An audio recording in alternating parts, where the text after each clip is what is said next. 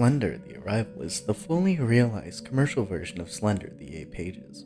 It is developed by Blue Isle Studios in association with Parasect Productions. Slender: The Arrival was released to the PlayStation Network and Xbox Live Arcade on September 23rd and 24th of 2014 respectively, with two new levels from the perspective of the past two victims.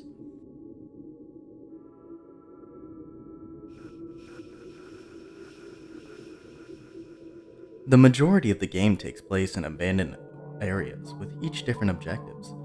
Slender: The Arrival uses similar mechanics to its predecessor, The Eight Pages. The character is armed with only a flashlight, and this limited defense forces a sense of helplessness, as the best way to survive in this game is to run whenever in danger. The Slender Man's behavior changes slightly between levels. In the first level, the Slender Man can be seen outside the window after going through the gate outside. He can be seen top of the hill, well away from the player. In level 2, he most often teleports off-screen, or just out of the character's line of sight, but is capable of appearing directly in front of the player. It is observed that his motion centers around following the player, but consists largely of jumping from place to place, the inconvenience of which is increased as the 8 pages are collected. His behavior is much the same in this level, in level 4, except more active. In level 3, he pursues much less aggressively, though is capable of teleporting directly in front of the player. In this level, the main antagonist is a girl who chases the player. The only way of subduing her is by focusing the flashlight on her while looking at the Slender Man. The camera succumbs to electronic distortion, such as static, blurring, colored spots, audio distortion, etc., which obstructs the player's vision unless facing away, and far enough from it. The player cannot pause while this occurs, to prevent from taking a break due to being frightened. When caught, the game over screen is also different. While in Slender: The Eight Pages, the player saw a white static background with the Slender Man's faceless head. The one for Slender: The Arrival is black, with an overhead lit and color distorted hue and less static. There are also new choices in difficulty, being easy, normal, and hardcore. The differences are that hardcore allows for the flashlight to run out, enemies are more aggressive, and the player's stamina runs out quickly. Easy has an infinite flashlight and a great deal of stamina, and the enemies are not very aggressive.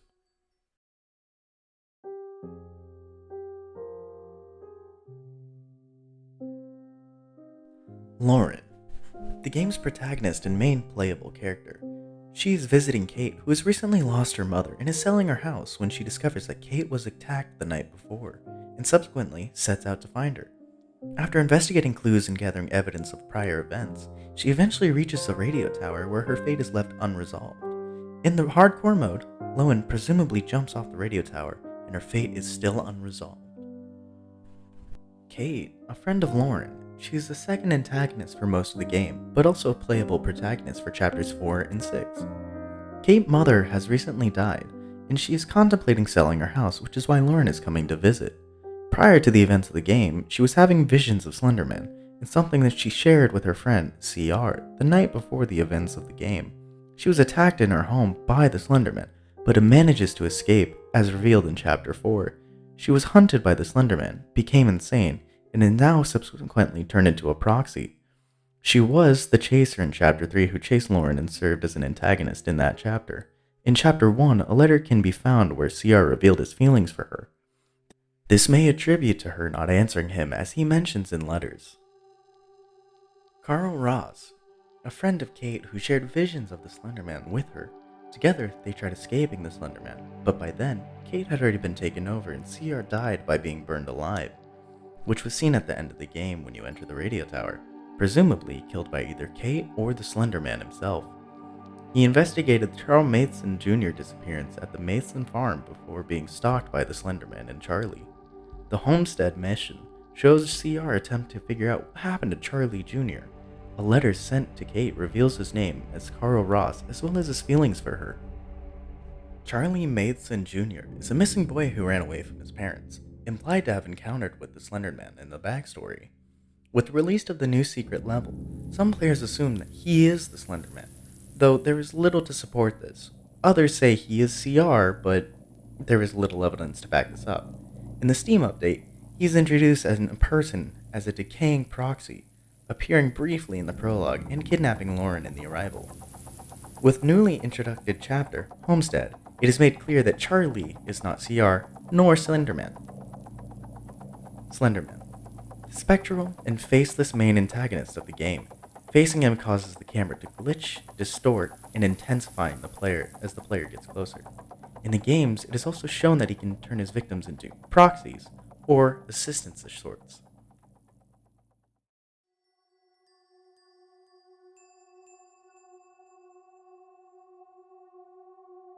So often are we guided by our own devotion, our love, our affection, a bond that pulls us down the paths not bargained for. And when you find yourself alone as he casts out for that bedeviling gaze, how far will it carry you? The game starts when the main character named Lauren is parked at the head of Kate's driveway, stopped by a fallen tree. Lauren walks down a path to Kate's home. On the way, Lauren passes another car. Once making it to Kate's home, Lauren finds she is not there. She investigates the house to find it very disheveled furniture is strewn about. The windows are open, etc. Lauren finds many drawings and wall scratches hinting at the Slender Man. In searching, Lauren finds a key that allows her to unlock Kate's bedroom upstairs. Inside, she sees the walls textured entirely with drawings and scratching of Kate's, hinting that the way to safety involves a radio tower visible in the distance. On Kate's desk is a piece of paper with writing. After picking this up, Lauren hears a long, drawn-out scream coming from the woods behind Kate's house. Lauren goes to investigate and finds 3 generators along the way. A burning presence presses down on her if she isn't completely alone. Lauren finds a burnt house near the end of her trip, black and lifeless. Investigation discovers Charles Matheson Jr. standing in a single corner. He's decayed and starved, and of all recognizable features. As she goes to see who she's dealing with, the camera flickers to several images, and then a figure is gone. When at last she arrives at the entrance to Oakside Park, she enters the area, and the level transitions. In the Steam updates, there's a book with sketches on it, and then there's a door. When you enter the door, the screen goes black, and the Slender, the Arrival logo appears. And then the games proceed to the 8 pages. Stepping out of the small building, Lauren explores Oakside Park looking for Kate, who she believed to be the source of the scream she heard at the end of the previous chapter. Along the way, she collects 8 pieces of paper with Kate's mad scribbles on them, and is harassed by the Slender Man. After collecting the 8th page, the Slender Man attempts to grab her, but she breaks free and dashes off through the forest in a blind panic. This level serves as an enhanced remake of the original, Slender, the 8 pages. Lauren awakes in a field in Oakside Park, near the Coleman mining facility. As she explores the closed valley, she finds that she must enter a dark tunnel into a mountain that is alluded to in a collectible newspaper article, was created by Coleman Mining Co. After purchasing mineral rights from the owners of Oakside Park, as she enters, Lauren sees signs that instruct in the event of a power outage. 6 generators must be activated to power the emergency lift and escape. As she powers the generators, she realizes that she's being chased by the Chaser, a terrifying figure in a white hood with a mask. During this, she's also harassed by Slender Man. As all 6 generators are activated, Lauren activates a lift and is risen to the top of the shaft, thus transitioning to Chapter 4. After making her way out of the mine, Lauren is allowed again to briefly explore the beautiful landscape as she collects evidence relating to Kate. As she traverses, she finds teddy bears on the side of the trail. She then progresses through a small cave and finds a small building. Inside, there is a TV with 2 tapes on the table next to it. As of version 2.0, the videotape section of this chapter has been made into a separate chapter named Escape. The chapter flashback is used to transition chapters Homestead and Escape. This chapter can be accessed by finding the stuffed teddy bear in the woods in Chapter 4. This chapter allows the player to take control of Charlie while playing on the beach with his family and having a picnic. Charlie spots a trail of toy trains that lead him to the woods. His parents eventually start calling for him after Charlie grabs the last piece of the toy train. Charlie realizes that something is stalking him and begins to look for a way out, only to find a dead end and be captured by the Slender Man while screaming for help. One of the tapes show footage of a girl scribbling on a sheet of paper. This video is of Kate, now controlled by the player, who has to secure her home from the Slender Man. During this process, she sees the Slender Man and tries to hide in her room. She's confronted by the Slender Man, which causes her to crash out of her bedroom window, ending the chapter and the video recording simultaneously. This chapter is accessed in Chapter 4 along with the tape for Homestead. This level allows the player to take control of Carl Ross while he's doing his research about Charlie's disappearance. While investigating the Mason farmstead, CR is chased by Charlie, now turned into a proxy. While discovering the evidence that the Masons have been watched by Slender Man for generations. Once CR exits the cellar, he then drops the camera and can then be seen getting chased by Charlie. This chapter is accessed in Chapter 4 along with the tape for escape. After the flashbacks end, Lauren makes her way up the mountain and through a cave, where she realizes that the surrounding forests have been set on fire. She charges towards the radio tower and thinks that that will save her from the Slender Man. Along the way, she dodges flames, falling trees, and a very aggressive Slender Man. As she enters the tower, the door slams shut. A loud pounding can be heard, presumably the Slender Man having just been locked out behind her, trying to get in.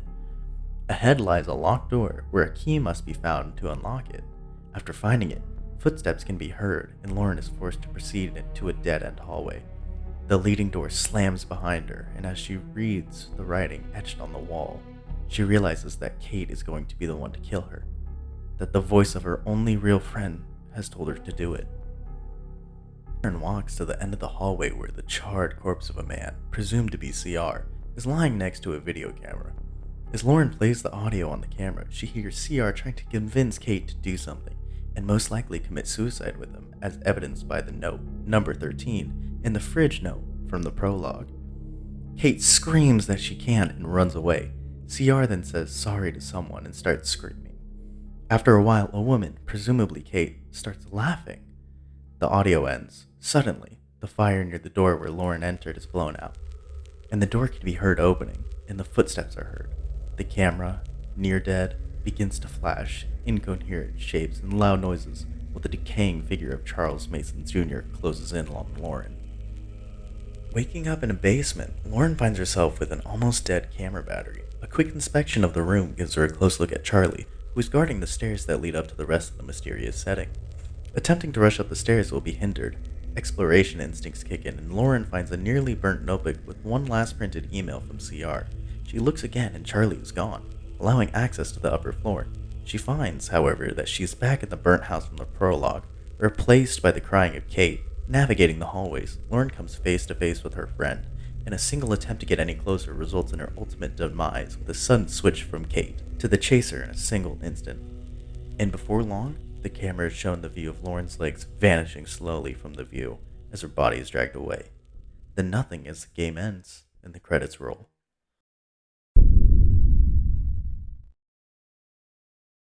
I hope you enjoyed this video, and if you would like more horror-related content, feel free to subscribe and hit that notification bell. Helps us out greatly. And I will see you guys next time. Bye bye.